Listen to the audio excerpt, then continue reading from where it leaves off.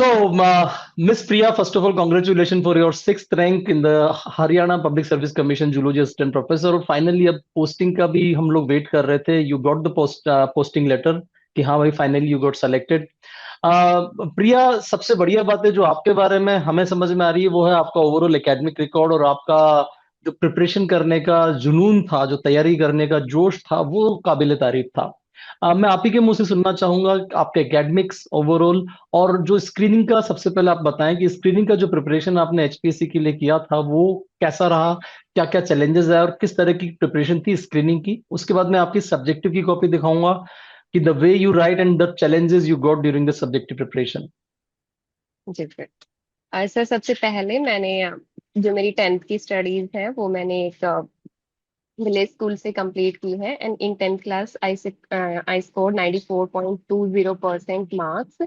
After that I shifted to Hindu Vidyapeeth Sonipat school in Sonipat, where I scored 85.40% marks in my 12th class.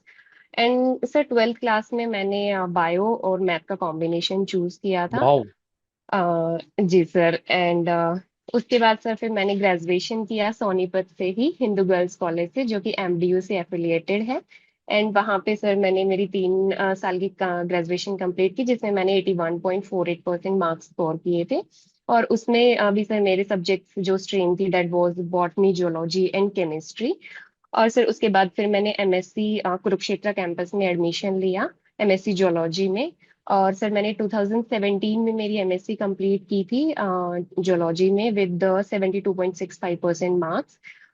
Sir after that मैंने sir net GRF के लिए preparation किया, CSIR के लिए. And sir मैंने फिर CSIR net GRF qualify किया.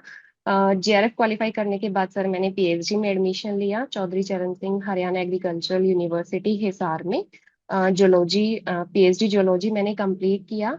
और सर मैंने देन मेरी थीसिस डिफेंड की on the topic avifaunal diversity assessment and fecal matter screening for bacterial components from selected locations of Haryana. और सर एचपीएससी के सफर के लिए अब मैं कुछ बोलना चाहूंगी कि मैंने बहुत वेट किया सर आफ्टर पीएचडी, कुछ 1-2 साल की जल्दी से हम भी कहीं जॉब करना स्टार्ट करें एंड सर्विस में जाएं सर, क्योंकि पीएचडी तक का सफर अपने आप में एक बहुत लंबा सफर हो जाता है एकेडमिक्स को अगर हम लेके चले. फाइनली सर जब पोस्ट एडवर्टाइज हुई तो उसी टाइम से सर मैंने स्क्रीनिंग की प्रिपरेशन स्टार्ट की थी. शुरू में हाँ थोड़ी ढीली ढाली थी, बट जैसे ही डेट आई हमारी स्क्रीनिंग की, तब से सर मैंने स्टार्ट किया. और स्क्रीनिंग की प्रिपरेशन में सर मैंने सबसे पहले 12th और 11th का एनसीईआरटी को कम्प्लीटली गो थ्रू किया. उसके जो बेसिक कॉन्सेप्ट्स थे वो मैंने अपने क्लियर किए, क्योंकि पीएचडी के ड्यूरिंग सर एक थोड़ा सा एकेडमिक से टच हट जाता है, हम रिसर्च हम्म. में ज्यादा चले जाते हैं. तो सर मैंने 11th 12th से स्टार्ट करने का डिसीजन लिया. दिस वाज अ गुड और डिसीजन ऑब्वियसली. मैं जी ज्यादातर सर बच्चों को उस बोलता हूँ टाइम कि पे, 11th 12th बेसिक्स तो अच्छे होने ही होने चाहिए. जी सर. तो उसके बाद फिर सर मैंने जो मेरी एमएससी की स्टैंडर्ड बुक्स थी उनसे कुछ कुछ सेलेक्टेड टॉपिक्स कवर किए, क्योंकि सर कुछ टॉपिक्स ऐसे होते हैं जो हम भूल जाते हैं विद टाइम, एंड कुछ टॉपिक्स ऐसे होते हैं जो हमारी कॉन्शियस मेमोरी में, सबकॉन्शियस मेमोरी में रह जाते हैं, चाहे हमें कितना भी टाइम हो गया उनको पढ़े हुए. तो इस तरीके से सर मैंने फर्स्टली मैंने सिलेबस को कंप्लीट किया यूनिट बाय यूनिट.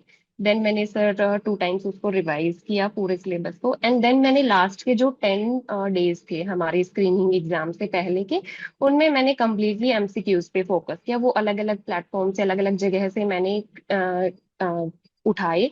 कुछ मैंने मॉक टेस्ट देने की कोशिश की जहां पे भी मुझे एमसीक्यूज मिले. एंड सर इस तरीके से मैंने मेरी स्क्रीनिंग की प्रिपरेशन की एचपीएससी के लिए. प्रिया, मैं आपकी कॉपी शेयर करना चाहूंगा. इस तरह के अच्छे अच्छे कमेंट्स में लिखता था. बहुत सुंदर कॉपी के लिए धन्यवाद. Obviously the way you right मुझे बड़ा पसंद आता था. सही बात, तो ये बड़ा स्ट्रक्चर्ड था ये पूरा का पूरा. और हर वो पॉइंट जो जो मुझे पसंद आता था वो मैं मार्क करता जाता था रेड से इस तरीके से. And this was a beautiful copy. I think it was session number 13. This was I think session number 1. बड़ा ही शानदार तरीके से आप लिखते थे. और it was concise, the most important, जिसकी हम लोग को सबसे ज्यादा जरूरत थी कि हम लोग सटीक यानी कि प्रिसाइज और कंसाइज ये दोनों लिखना सीखें. दिस वाज रियली ब्यूटीफुल जो आपकी ओवरऑल कॉपीज हैं.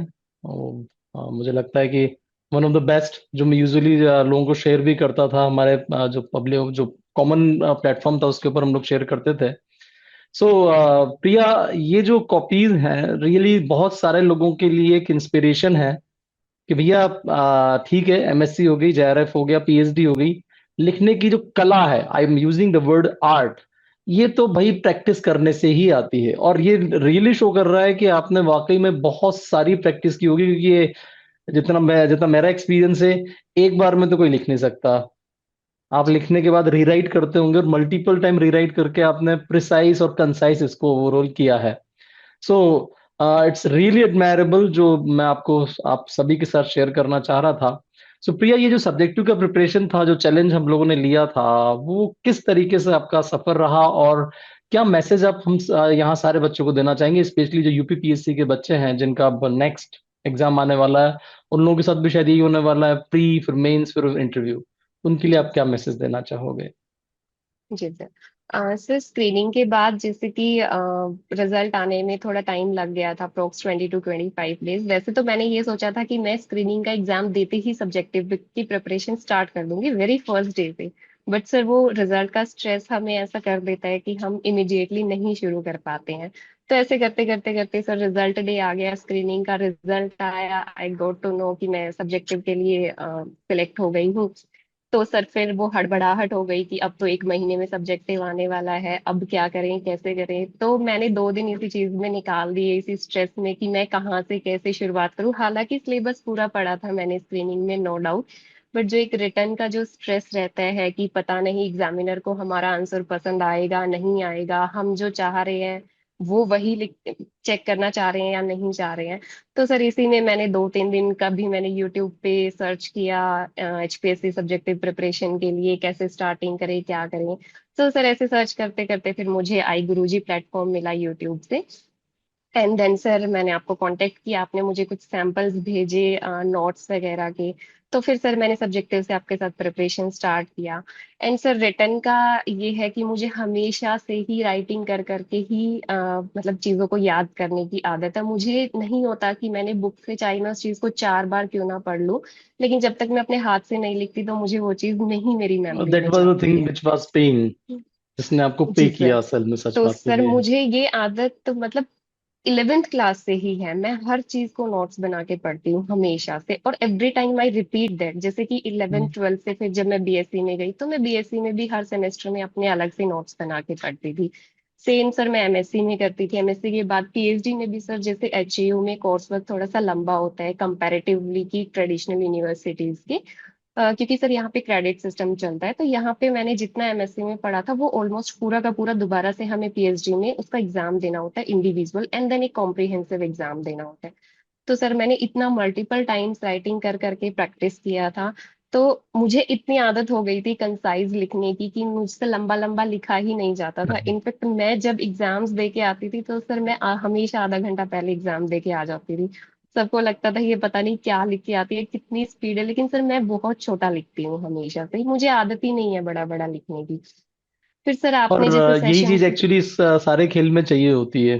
हाँ सर शायद इसी चीज ने थोड़ा सा मुझे अगर बहुत आप आज हेल्प से की 25 साल एचपीएससी। पहले, 20 साल पहले पैदा हुए होते, तब भी आपको जेआरएफ करते वक्त बड़ा पे करता, क्योंकि जब पहले हुआ करता था सब्जेक्टिव एग्जाम हुआ करता था जी सीएसआर नेट में 2010 तक, और उस जी वक्त भी यही चैलेंज आता था कि लोग एमएससी और बीएससी में तो लंबा लंबा लिखते हैं, और वहां पर जो जेआरएफ का एग्जाम था उसमें एक पेज दिया जाता था कि वन क्वेश्चन वन पेज, आपको उसी में जी खत्म सर। करना है। तो वो जी एक बहुत बड़ा चैलेंज होता था कि इतनी बड़ी चीज को कम से कम शब्दों में और सटीकता के साथ और सारी चीज भी इंक्लूड हो जाए। तो कई लोग जी तो माइक्रो राइटिंग करते थे, आई स्टिल रिमेम्बर, कि लोग छोटा छोटा लिखते थे तो सामने वाला इरिटेट हो जाए। आप कम शब्दों में सटीक बात लिख सकते हो, कोई जरूरी नहीं है हर जी चीज को सर। आप वैसे ही लिखो जैसे चाहा गया है। आप फ्लो चार्ट बना दीजिए, जैसा कि आप बनाते भी हो। आप काम की बात को बिना सेंटेंस डायग्राम्स बनाए भी यूज लिख करें। सकते हो, ऐसा भी हो सकता है, साइंस में तो पॉसिबल है। हम क्योंकि भाषा के विद्यार्थी नहीं है, we are not the like students of the languages, language में तो आपको हर चीज को लिखना पड़ेगा। जी सर हम सिंबलाइज स्पेशली। कर सकते हैं हाँ चीजों जी, को, तो वो साइंस में आपकी तो कॉपी ये में तो साफ बेनिफिट है साफ नजर हमारे लिए आता कि था। कोई ग्रामर चेक ही नहीं करता है, हमारे यस। पॉइंट्स ही चेक करते हैं। तो सर सब्जेक्टिव में मेरे लिए जो सबसे ज्यादा चैलेंजिंग बात थी। जिससे पहले पीजीटी का जब हमने पैटर्न पता था जब तक, तो उसमें ये था कि 18 क्वेश्चंस आएंगे और उसमें से हमें 15 अटेम्प्ट करने हैं। So there was a choice कि हम 3 क्वेश्चंस छोड़ सकते हैं अगर नहीं आते, तो उस केस में हम 1 या 2 यूनिट को स्किप भी कर सकते हैं। बट सर देन एचपीएससी का नोटिफिकेशन आया, somewhere from somewhere I got to know कि 18 के 18 क्वेश्चंस, सॉरी 15 के 15 क्वेश्चंस कंपलसरी हैं, 15 ही आएंगे एंड 15 ही करने हैं। तो वो अगेन एक स्ट्रेसफुल था कि यार हो सकता है कोई मतलब यूनिट का कोई क्वेश्चन ना होता हो, हम इतना सारा सिलेबस कैसे कंप्लीट कर सकते हैं। यस। देन सर फिर मैंने सब्जेक्टिव के लिए मैंने कोई बुक नहीं उठाई, मैं सिर्फ और सिर्फ जो आप हमें सेशंस देते थे, एक्चुअली सर वही कंप्लीट नहीं हो पाते थे पूरे दिन में। एक्चुअली मैंने हमने कोशिश की थी कि जो सारा का सारा सिलेबस है उससे रिलेटेड सारे ही क्वेश्चन बना दिए जाए, सबके आंसर भी मैं आपको दे दूं। उतना भी पढ़ लोगे तो हो जाएगा। जी और आई जी थिंक सर। काफी ज्यादा इसने हाँ मिरेकल जैसा जी। किया, क्योंकि बॉटनी में तो हाँ लगभग सारे ही क्वेश्चन हमारे इसमें से आए थे। जी सर। जूलॉजी में मोर देन 50% अपने क्वेश्चन में से आए थे, हम्म। Question paper. बट वो मैं कोई जी सर। प्रेडिक्शंस के बेसिस पे नहीं करता था। एक एक फ्रीक्वेंसी जो होती है कि hmm. What is the pattern of asking question, the UPSC UPSC zoology जो होता है, या हम्म। इंडियन फॉरेस्ट सर्विस के जो एग्जाम्स होते हैं, हम लोग उससे एक्चुअली रेफर करते थे और इसी के थ्रू हम लोगों ने काम करने की कोशिश की। तो ये जी चीजें वर्क करती है एक्चुअली, कि क्या पैटर्न होता है क्वेश्चन पूछने का, और वही सब कुछ आप लोगों को हमने दिया था। कोई जी कुछ सर। क्रिएट नहीं किया हुआ था असल। हाँ, उसके आंसर्स को जरूर हम लोग थोड़ा सा एनालाइज करते थे कि आंसर में कितना लिखा जाना है, कैसे लिखा जाना है, वो बड़ी इंपॉर्टेंट चीज होती थी। वो जी सर स्ट्रक्चर जो था और ऑर्गेनाइजेशन जो था वो तो आपकी कॉपीज में ऑब्वियसली नजर आता था। पर यहाँ जो मैं आपसे पूछना चाह रहा हूँ वो ये कि यूपीपीएससी की अगर बच्चे प्रिपरेशन कर रहे हैं, जैसा कि अभी नोटिफिकेशन आया है, तो उनको आप क्या जी। कहना चाहोगे? उनको कैसे करना तो मैं चाहिए? उनको यही कहना चाहूंगी कि स्क्रीनिंग के लिए आप बेसिक फैक्ट्स याद कर लीजिए, उन पे जाइए। लाइक सेम जैसा मेरा एक्सपीरियंस है सर, आपको सबसे पहले 11th 12th में चाहे आप 2 दिन में गो थ्रू कर लीजिए NCERT, but go for NCERT definitely. उसको स्किप नहीं कर सकते आप अगर आप बेसिक चीजों मतलब एमसीक्यूज एक ऐसी चीज है सर जो कहीं से, जैसे कि जूलॉजी का अगर हम एग्जाम देखें तो एक लाइसोसोम बेस्ड क्वेश्चन था सर, वो एज इट इज एनसीईआरटी की लाइन से उठा के क्वेश्चन दिया हुआ था उन्होंने लाइसोसोम्स पे। सो एनसीईआरटी से जरूर स्टार्ट करना चाहिए। आफ्टर दैट आप यूनिट वाइज जैसे जैसे आपका सिलेबस है वैसे वैसे चलते जाइए, एंड लास्ट 7 to 8 डेज आप एमसीक्यूज की प्रैक्टिस को दीजिए फुल ऑन। देन अगर हम सब्जेक्टिव का कंसर्न लेके चलें तो सब्जेक्टिव में आपको राइटिंग की बहुत ज्यादा राइटिंग प्रैक्टिस इज मस्ट। आप चाहे कुछ याद करें चाहे ना करें, लेकिन दिन की आप 20 to 25 क्वेश्चंस फ्रेम कर लें कि मुझे आज इनकी राइटिंग करनी ही करनी है। और टाइम बाउंड कीजिए, जैसे सर मैंने जब स्टार्ट किया था सब्जेक्टिव का रिटर्न आपके साथ प्रैक्टिस करना, तो जो स्टार्टिंग के 2 3 सेशन थे उनको एक सेशन को लिखने में मेरा पूरा दिन चला जाता था। I still remember. क्योंकि जी सर, और वो मेरी बहुत बड़ी बड़ी कॉपीज भी होती थी। तो सर फिर आपने मुझे 2 3 कमेंट्स करके दिए कि इतना टाइम, ऑब्वियसली बात थी सर वो कि एग्जाम में हमारे पास इतना टाइम नहीं होगा, सोचने का तो टाइम होगा ही नहीं वहां पे। सो अपने दिमाग में फ्लो बना के चलो कि अगर इस टॉपिक पे हमें लिखना है तो ये पॉइंट्स लिखने हैं, और वो फ्लो फ्लुएंटली लिखने पड़ेंगे। वहां पे आपको सोचने के लिए 1 सेकंड भी नहीं मिलने वाले, इनफैक्ट क्वेश्चन का आंसर फ्रेम करने के लिए ही नहीं सोचने का टाइम मिलने वाला। सो रिटर्न के लिए सिर्फ एक ही सजेशन है कि writing practice daily, every day 25 to 30 question अपना फ्रेम करके चलो। आप जब क्वेश्चंस लिखोगे आपको कंटेंट वहीं से याद हो जाएगा, और 25 to 30 क्वेश्चन एक यूनिट के लिए आई थिंक सफिशियंट है पूरा उसको कवर, उसका हर टॉपिक कवर अप करने के लिए।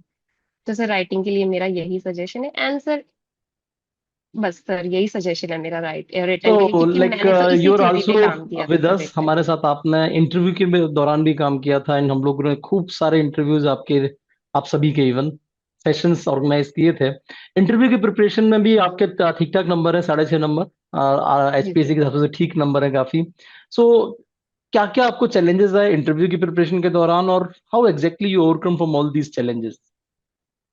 तो इंटरव्यू की प्रिपरेशन में मतलब ये और आपका मेरा इंटरव्यू थोड़ा कैसा सा। था वो भी बताइए, क्योंकि ये भी अब बहुत जरूरत है, जी हमारे सर। आरपीएससी का इंटरव्यू होने वाला है बहुत जल्द। इंटरव्यू सर मेरा बहुत मतलब मेरे अकॉर्डिंग मैं सेटिस्फाइड थी अपने इंटरव्यू से। उन्होंने मुझसे कुछ 20 to 25 के रेंज में क्वेश्चंस पूछे थे, क्योंकि सारे क्वेश्चंस वन लाइनर्स थे। मतलब उन्होंने क्वेश्चन पूछा, I have to give answer. सोचने का तो सर फिर हो प्रिपरेशन ही के नहीं था, दौरान के पहले आता है बताएं, तो नहीं प्रिपरेशन का आता है। हिसाब किताब कैसा रहा था आप लोगों का? जी सर, प्रिपरेशन का सर मेरे लिए सबसे बड़ा चैलेंज ये था कि मुझे ये हो रहा था कि इतना सब कुछ है, चीजें हैं, वो तो ऐसा तो है नहीं कि इंटरव्यू में सिर्फ सब्जेक्ट से ही पूछेंगे आपका, मतलब कि एक कन्फाइंड सिलेबस से तो नहीं पूछेंगे, और इतना वास्ट चीजें हम याद नहीं रख सकते। तो कैसे याद करूं? और सर उस टाइम पे मुझे ऑनेस्टली बताऊं, मुझे कुछ याद भी नहीं हो रहा था। तो मैंने कुछ सेशंस कुछ हाउ बच्चों वाज के द मॉक, चिड़िया उड़? चिड़िया would was fantastic sir, however मैं ज्यादा सेशंस अटेंड नहीं कर पाई थी लाइव, बट जो भी रिकॉर्डिंग्स मुझे आपने प्रोवाइड की थी वो मैंने सब देखी थी। तो क्वेश्चंस बड़े फैंटास्टिक होते थे सर चिड़िया उड़ के, एंड वहां पे सर मैं कर लेती थी, वहां पे मुझे आंसर्स क्लिक हो जाते थे। लेकिन जैसे मैंने मॉक इंटरव्यू दिए सर, उस टाइम पे ऐसे लगता था आई एम ब्लैंक, कि मुझसे अभी कोई ये पूछे ना कि व्हाट इज लिविंग, तो शायद मैं उसकी भी डेफिनेशन ना बता पाऊँ। तो ये स्ट्रेस बहुत था सर मेरे मन में। फिर सर वही सर, हर बार जैसे आपने बताया कि interview is a personality test not your subject knowledge test, तो सर वहीं से कॉन्फिडेंस आया कि कोई बात नहीं, आंसर आएगा तो बेधड़क देंगे, नहीं आएगा तो हम पोलाइटली सॉरी बोल देंगे कि नहीं याद आ रहा हमें अभी। और sir interview was all about the confidence, और शायद वो लोग भी वहां पे यही जज करते हैं कि आपके अंदर कितना कॉन्फिडेंस है, क्या आप बोल पाओगे 50 लोगों के सामने खड़े होके, क्लास के सामने खड़े होके, और कैसे आप सिचुएशंस को हैंडल करेंगे। सो सर मेरा, मुझे लगता है कि इंटरव्यू में मैंने सिर्फ और सिर्फ कॉन्फिडेंस बिल्डअप करने पे ध्यान दिया था मैंने। मुझे नहीं लगता कि सब्जेक्ट को रटने में कोई ध्यान दिया था उस चीज पे। बस मुझे ये था कि मैं वहां पे बैठ के ऐसे ब्लैंक ना हो जाऊं, उनको ये ना लगे कि ये बहुत नर्वस हो रही है। तो सर ये वो इस आप चीज नहीं को होने बहुत वाले हैं, हेल्प किया। वो आप कभी नहीं होगे। That's your personality. As far as I know, जितनी बार मैंने आप लोगों से बात की है, आई कैन जज वो आप नहीं होने वाले। थोड़ा सा आप ये टिप्स दीजिए, ये नर्वस नहीं होने की जो टेंडेंसी है आपके अंदर, उसके वैसी टेंडेंसी और बच्चों में भी है, उसके लिए आप क्या कहोगे? आप इतने खुश सर कैसे रहते? सबसे पहले मुझे लगता है कि अगर आपके फेस पे स्माइल है तो शायद यस। आपको ये है कि, मतलब नर्वसनेस अंदर से होगी तो भी वो नहीं दिखेगी आपके फेस पे। और अगर आप ऐसे मुंह बना के बैठेंगे तो वो, अगर आप नर्वस नहीं भी होंगे तो भी वो लगेगा कि सामने वाला नर्वस है। तो सबसे पहले यू शुड हैव अ, मतलब smile, constant smile on your face. और सर मुझे तो, जैसे मेरा तो ये इनबिल्ट है कि मैं सामने वाले को देखती हूँ तो मेरे फेस पे ऑटोमेटिकली स्माइल आ जाती है। जैसे सर मैं इंटरव्यू पैनल में भी गई तो वहां पे 4 लोग बैठे हुए थे, और सर मैंने तो ऐसा किया था कि उनमें से जो एक लेडी मैम थे, वो सर कॉन्टिन्यूअसली स्माइल किए जा रहे थे, तो मैंने तो मैक्सिमम टाइम उन्हीं को देखा। बाकी लोग जब क्वेश्चंस पूछ रहे थे तो मैं उनको देख लेती थी, आंसर कर देती थी। अगेन मेरी आईज उन्हीं पे चली जाती थी क्योंकि वो कॉन्टिन्यूअसली स्माइल कर रहे थे सर, और मुझे ऑटोमेटिकली स्माइल आ जा रही थी फिर वहां पे उनको देख के। और सर कॉन्फिडेंस के लिए, नर्वसनेस के लाइक लिए अट्रैक्ट सर, लाइक, इसके लिए हर यस रूल होता है, सर। Like attract like. जो जी। जैसा है उसी को अपनी तरफ आकर्षित करता है। केमिस्ट्री में लाइक डिजोल्व लाइक, पर्सनालिटी में होता है लाइक अट्रैक्ट लाइक, एक जैसा व्यक्ति एक दूसरे को आकर्षित करता है, ये वाला फार्मूला है एक्चुअली। जी सर, जैसे और सर शराबी मुझे शराबी को लगता ढूंढ है, लेता है, सिगरेट पीने वाला सिगरेट पीने वाला को ढूंढ लेता है, गुटखा खाने वाला गुटखा खाने वाला को ढूंढ लेता है, एक शैतान जी बच्चा दूसरे शैतान बच्चे को ढूंढ लेता है, ऐसे एक मुस्कुराहट दूसरी मुस्कुराहट को ढूंढ लेती है। सच तो ये है। जी तो sir. Priya, it was very nice to talk to you, बहुत अच्छा लगा आपसे बात करके। लाइक बहुत सारे लोगों की आप इंस्पिरेशन बनने वाले हो, जो जो लोग ये वीडियो को सुन रहे हैं। और